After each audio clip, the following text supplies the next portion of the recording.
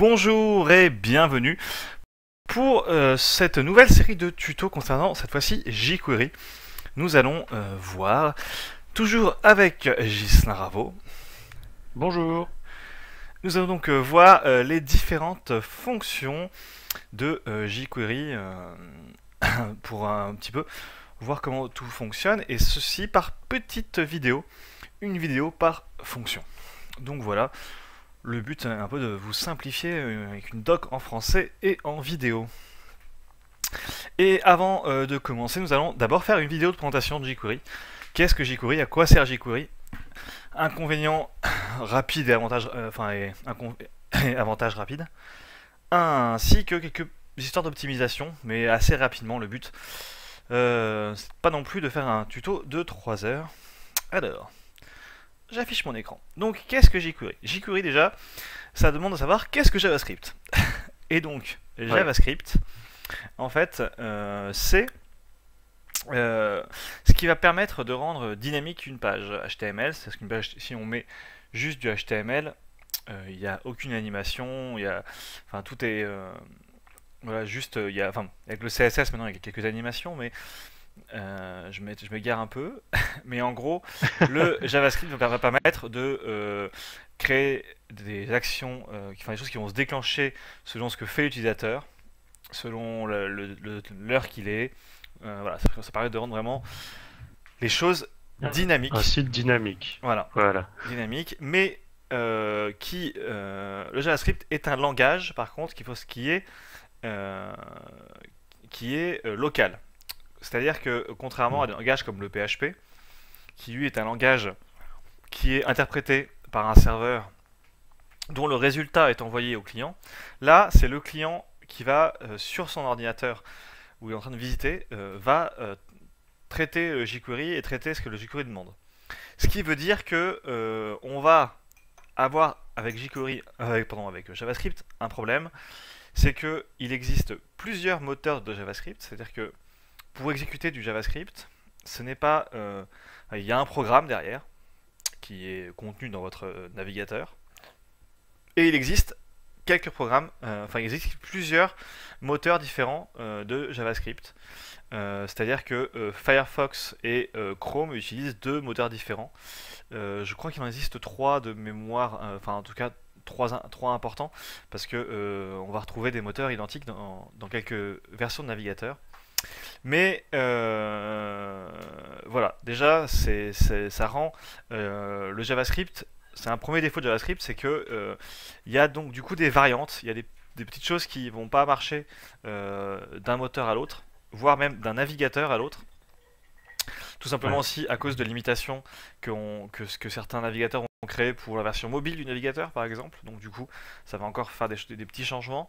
Et certains en plus vont décider de rajouter une fonctionnalité, mais qui n'a pas été pensée globalement. Donc c'est juste Microsoft qui a décidé d'ajouter ça. Donc du coup, sous IE ça marche pas pareil. Sous Firefox ça marche pas pareil, pardon. Voilà. Enfin du coup, ça rend voilà, le langage différent dans chaque navigateur. Et en plus de ça, le second gros inconvénient, c'est que en fonction de l'ordinateur de votre client, donc que ce soit par exemple un téléphone ou un ordinateur ou un portable, un ordinateur portable, c'est pas le même pros qu'il y a derrière, c'est pas la même puissance, donc on ne sait pas vraiment si l'utilisateur va avoir les ressources suffisantes pour exécuter un script plus ou moins important. Bon, souvent, on va pas demander avec JavaScript justement de faire des choses impressionnante, même si on commence tout doucement à voir la 3D arriver dans les navigateurs. Il faut savoir que ça souffre quand même de ça, et que certains scripts pourraient très bien marcher chez vous parce que vous avez un bon ordinateur pour développer, et chez votre client ça pourrait un petit peu laguer. Voilà pour JavaScript. Et donc jQuery, qu'est-ce que c'est?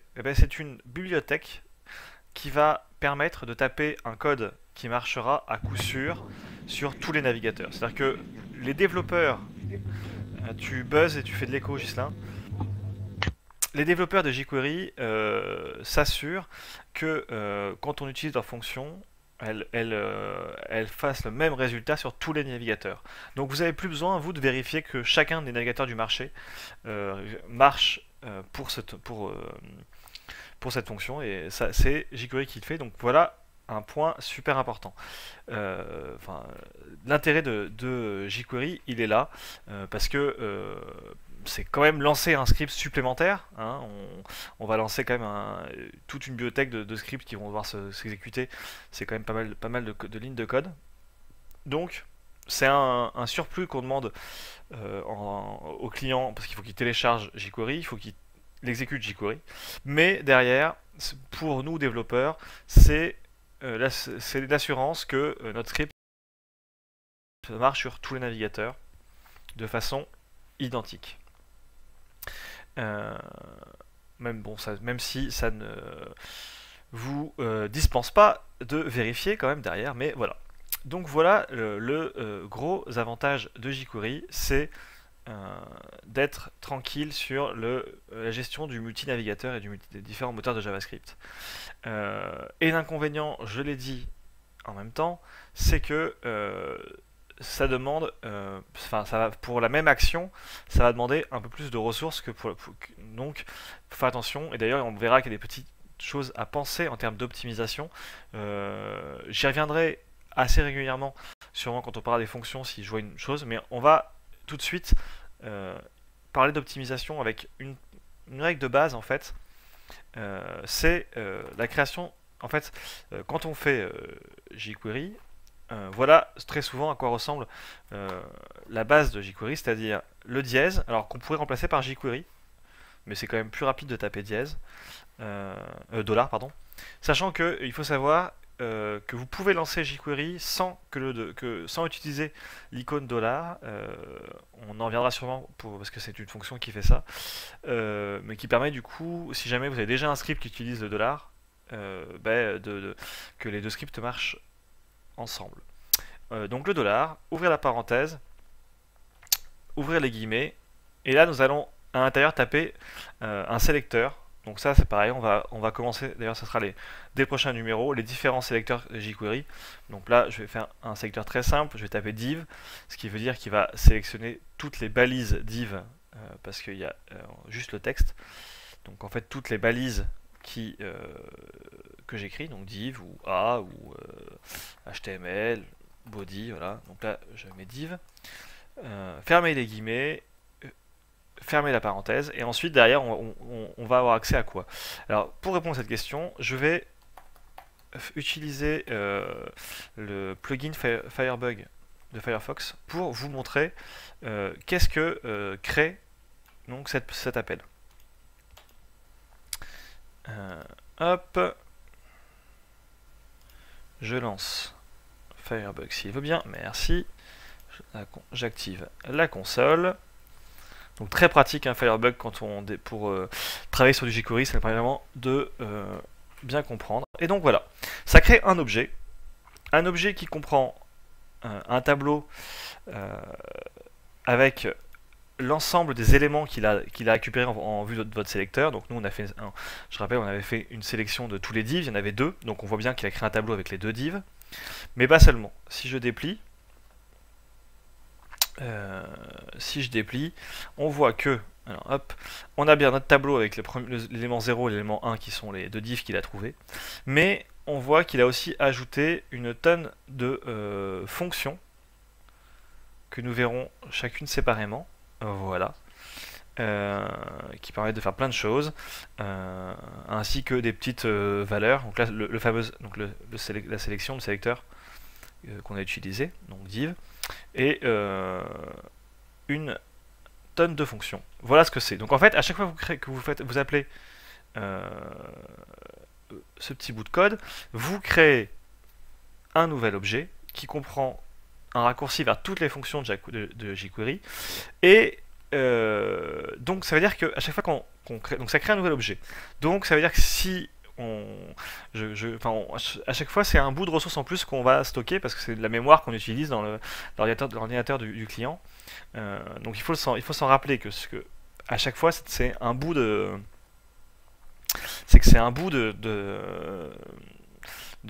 contenu quand même que vous utilisez, un bout de mémoire que vous utilisez, donc il ne faut pas en abuser, en créer trop.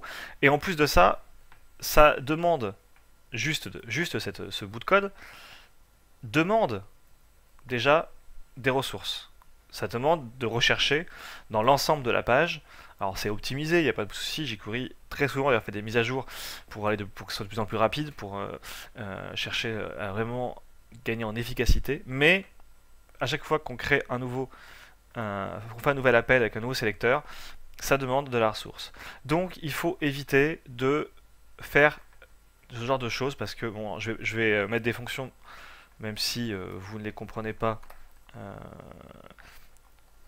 peu importe. Mais si je dois faire deux fonctions, je vais éviter de taper deux fois, donc parce que là j'ai du coup demandé deux fois ce qu'il sélectionne et deux fois il crée l'objet. Et donc avec jQuery on peut faire des choses comme ça, déjà ça évite. Et si je dois réutiliser plus tard ce div, ben, je peux le stocker dans une variable. Alors par défaut on va essayer d'appeler les variables qui contiennent du jQuery, de les commencer par un $, comme ça on se rappelle que c'est du jQuery, voilà. Et du coup on peut ensuite utiliser. Et donc ça c'est quand même une économie de ressources parce qu'à chaque fois que vous avez besoin de votre div, vous n'allez pas demander à jQuery de rechercher dans la page. Non, vous allez mémoriser cet objet et ensuite utiliser. Par contre, ça veut dire que si jamais dans la page vous ajoutez un nouveau div, ce nouveau div ne sera pas dans votre objet jQuery.